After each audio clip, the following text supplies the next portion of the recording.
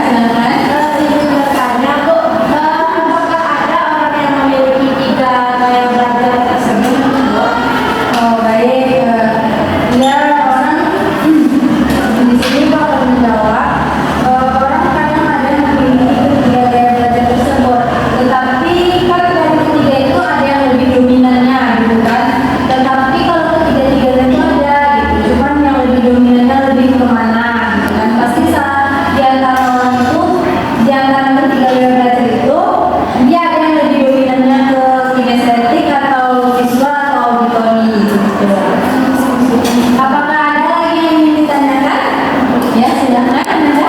Saya tidak tahu mana gaya belajar yang lebih dominan saya. Jadi bagaimana cara mengetahui gaya belajar yang saya miliki? Nah, itu seperti yang sudah Ibu jelaskan tadi, dari ketiga gaya belajar yang sudah Ibu jelaskan tadi, kan di situ ada ciri-cirinya.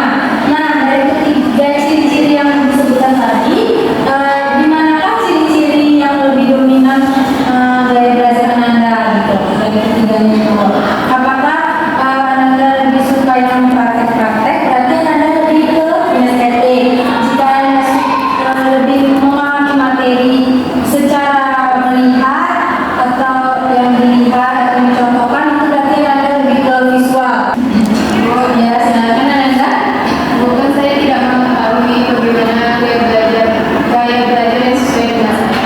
Jadi bagaimana cara mengetahui gaya belajar yang sesuai dengan saya? Baik, di sini saya akan menjelaskannya. Jadi dari paparan materi yang sudah saya jelaskan tadi, di situ kan saya sudah menjelaskan ciri-ciri dari ketiga gaya belajar tadi. Yang pertama itu visual, auditori, dan kinestetik.